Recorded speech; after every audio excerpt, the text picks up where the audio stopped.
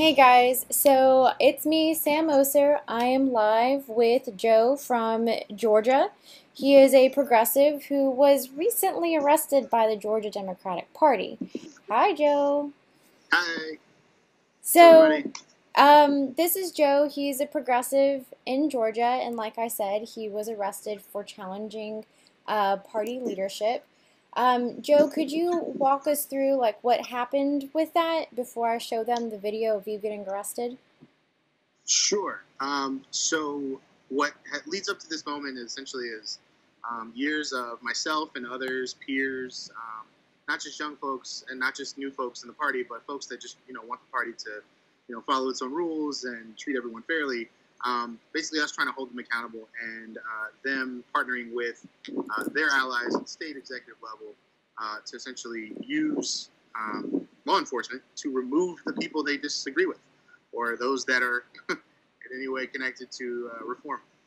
So over here you guys see Progressives for Democratic Reform. This is a page that Joe created to kind of catalog what's going on the progressive side in Georgia. So I'm going to come over here and click play. Here is the one you're trying to ignore. All right, let me ask a question. Samson,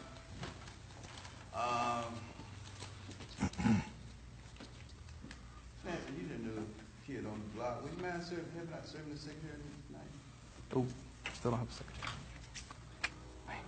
Thank you very much. All right. Now, the 12th District Chair now gives the floor back to the Richmond County Democratic Committee Chair. Thank you, 12th District Chair. The time is 7:07. One of the things, the 12th District, the 12th District does not recognize jury training. What does that mean? Noted, sir. The time is 7:08. I am now calling this meeting to order. Some of you remember 2 years ago for our Martin tribute service, we had William Barber. No, we need to do it. Barber has a Martin Sojourner. Here's what I'm telling you quick. I need for you to step outside. If you don't, you're going to be charged with misdemeanor obstruction because I'm asking you to do something because we got a call on you. A call? Yes, sir. What is that? A warrant? Listen, step up. Okay? You have a warrant? No, but I need you to step up. I need you to go outside. Okay? This is so sad. Point of order. You are removing a member of this committee without any due process. There are 3 justifications for banning somebody from the meeting. You are totally ignoring the bylaws of the Georgia Democratic Party. Yes, you are. Or the owners. He has been removed without any due process. I thought the Democrats were supposed to be the good guys. We will oppose you at this at every moment. You're out of order. I will now ask Y'all are Out of order. arms. So then they almost got that other guy removed. They didn't actually remove him, but they were about to have to get rid of half the room. Wow. Yeah, so we're back on screen with you, Joe. So in the video, there was like a little blurb that says that they've gone without a secretary for 4 months. Could you like talk about their violations of basic bylaws that's supposed to be used? Right. So, if you've ever been in student, government, or if you've ever, followed your city council, there's a couple of things that just kind of have to be done, before you can conduct any business. And in Democratic Party, organization, you have to have a couple basic things like a membership list. You have to have, you have to abide by Robert's Rules of Order to conduct business, which means you have to have a quorum, so a minimum amount of members present. And for that whole year, we determined that because their elections had been flawed and because they hadn't, actually held legitimate elections, it was impossible to determine who was a member. And so without membership, you couldn't decide quorum. So because you couldn't decide, who could vote and help conduct business. And at the same time, congruently, you also could not determine who the executives were. Now, the piece about the secretary in particular is interesting because this person had resigned And the bylaws say that if you're gonna, if an executive resigns, then a two-person board is created to nominate others. Now, the reform folks, we had some ideas about, who might make a good secretary, but none of our suggestions were ever considered. And that was back in that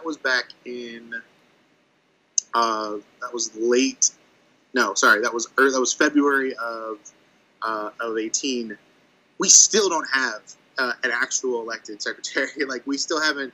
They're just kind of bending and breaking rules. The chair just assigns someone to be a temporary secretary, which is not a rule. It's not a law. It's like, if you're at a city council, or say your state house member resigns, it's just like the Speaker of the House just appointing somebody without any due process, and without an election, basically, without a democratic process to lead these things. And so, why this should matter, or why it's not really just about me, is because this kind of stuff happens all over the country. There are county committees that serve as the gatekeepers for Democratic politics, Democratic Party politics. And if our party organizations at the county level, which a lot of times operate without supervision, without the involvement of any oversight by the state, because they are essentially their own corporation, if we, the public, we the people, aren't watching, they're just going to steamroll us.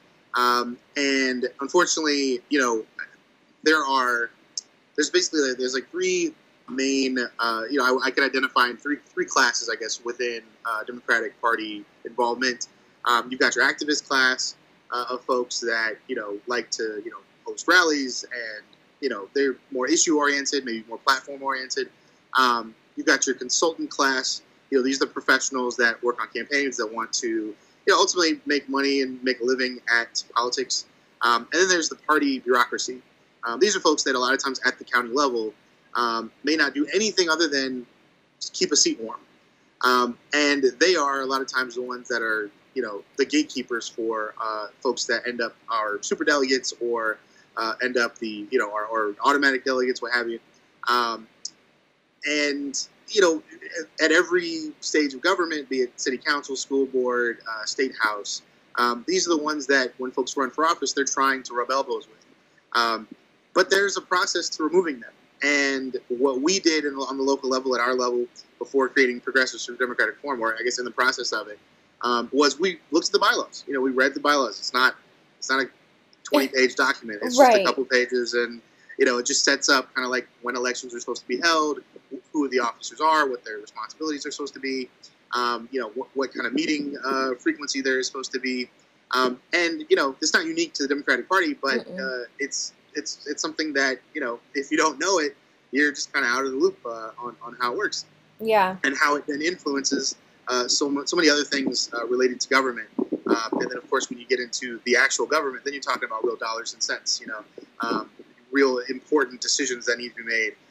And so, we thought, especially after 2016, we thought, all right, we need a better look at what's happening here. Who's pulling the strings? Who's making the decisions? Because they're obviously not doing enough. They're obviously not organizing well enough.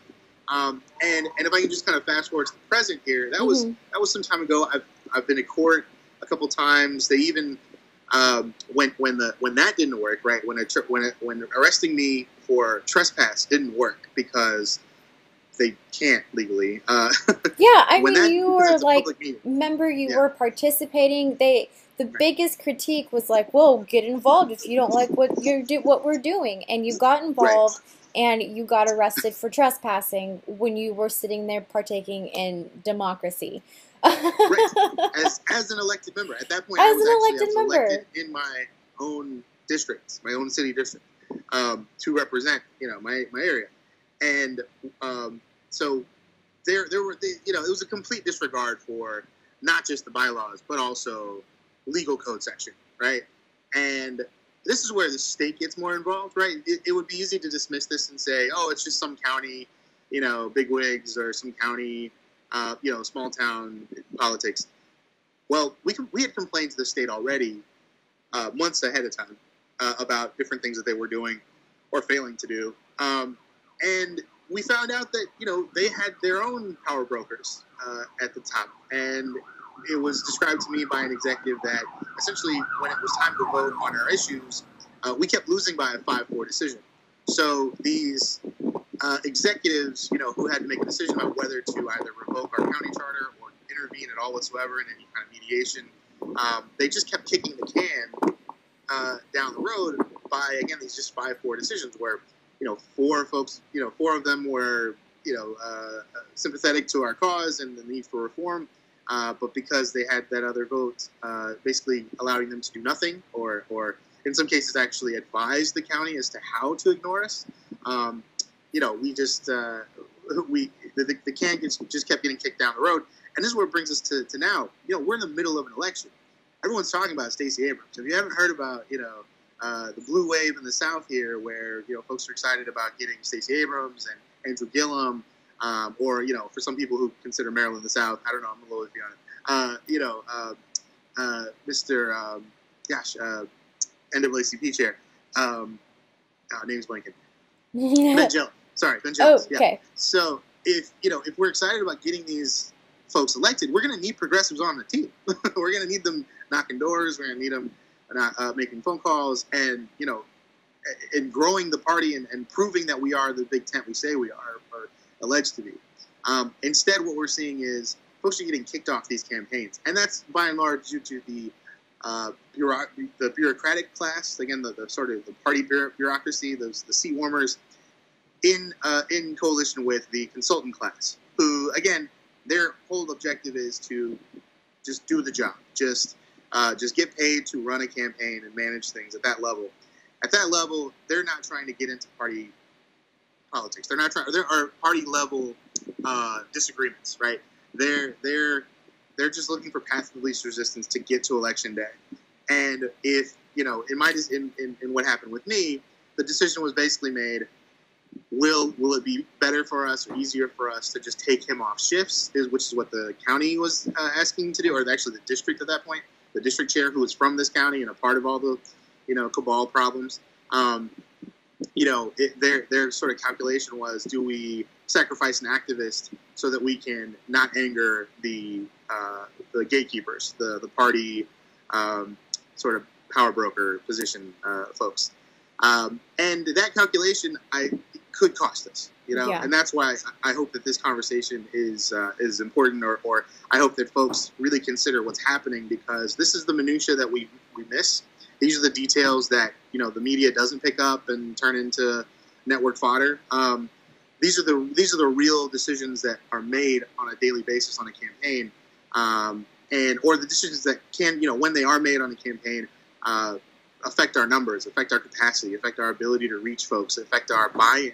Because when folks hear about my story, even in my own area, they're disillusioned. They're further disappointed in the process. I'm at this weird intersection because I want them to get more involved. I know that there's tons of just crap, just total bull, associated with politics. But the answer to that is not less involvement; it's more involvement. And whatever you call yourself, whether it's a reformer or dementer, demexit, that really matters very little to me. What matters most is: are your eyes even on it? Do you even understand how the bureaucracy works, and what kind of movement or action would be beneficial? Because not everyone in the activist class is dementer or demexit or fits a nice, neat cookie cutter label. No. But if you're in the activist class, it's really helpful to understand what gears are working for and against you, kind of thing. I've always said that I'm a Democrat not because I think they have all the answers, but because I know that if I don't get involved in the process, we'll never find them. Yeah. We just if we're not at the table, if we're not fighting for our piece of that, and informing the decisions that get made ultimately, whether it's on a campaign or at a convention, which is another story. I got removed from the convention by them trying to use a protective order, which was, I guess I should start from the beginning there. So when the trespass didn't work, they tricked our third vice chair. Basically, they told her that they already had a protective order, and I wasn't respecting it. So they needed her to take out another one. or one for herself personally to keep me from attending things. And there's an article I can share in the body of the post ultimately that shows this. But and I gotta hand it to my local media. They've actually done a pretty good job of covering what's been happening here. Good. That's such a rarity to hear. I know, totally, absolutely. So, but when the trespass was there wasn't a certainty as to whether that was going to work or not. They tricked this old lady into taking out a personal one after she had already sold me some tickets to a fundraiser. And so she made up the story as like I was impersonating someone else to buy the tickets. And anyway, we went to the hearing. She admitted that she didn't really need it, but she didn't like me disrupting meetings, even though there was no evidence of me disrupting meetings. As you saw, I was just sitting there waiting for the meeting to start when they, kicked me out. And here's where the local politics and your local elections really intersect here. Judges and district attorneys are elected in many municipalities, and in my county, which is a solid blue county, the judge that I saw, Judge Flight, didn't rule immediately. He made a comment that made it in the paper, basically that he was going to rule that following week. But it's been over 100 days now. And so without actually ruling on the temporary protective order, I'm in flux here. So if I go to a meeting, they can say, well, we have this protective order because it hasn't been ruled on. I can say, well, it was temporary, so, it's arguable as to whether it's active or not. But the fact that the judge hasn't ruled is incredibly suspicious at this point, because the whole temporary protective order isn't something that should be abused like that. If someone needs protection, then you go to court, you get a protective order out, and hopefully, you make the case that, that this person, shouldn't make contact with you or be within a certain distance of you. And that's something that, we need, like legally, like absolutely, that has utility. But if it's going to be abused just to keep people from public meetings, then at that point we're infringing on First Amendment rights, and it's an odd, it's a strange and sort of a dangerous legal precedent if political parties are able to essentially, functionally squelch dissent by saying anyone that disagrees with them is a threat, and therefore has to be, kept away from using their First Amendment right to assembly and free speech. And so that's where we're at now. Is this democratically elected judge has not chosen to rule on something. It's still sitting on his desk, and I've been to the clerk of court now twice. And this last time was maybe 2 weeks ago. She looks at my file and she goes, that's interesting. Because it's very odd to see something like that just sitting on a desk there. And so, obviously, as someone who's pending some decision here, I've been advised not to make much comment, but it's all public now. All this has been in the paper, and everyone's waiting. But in the meantime, they're trying to spread this mythos that I'm some sort of crazy threat to the party or these individuals, and it's unfortunately it's seeping into, again, sort of this culture of keeping young people, keeping progressives away from the apparatus itself, or campaigns, which is why they used that argument to have me taken away from those shifts there in Georgia, which is why right now I'm just outside of Fayetteville, headed up to Boston and New Hampshire to work on some other campaigns.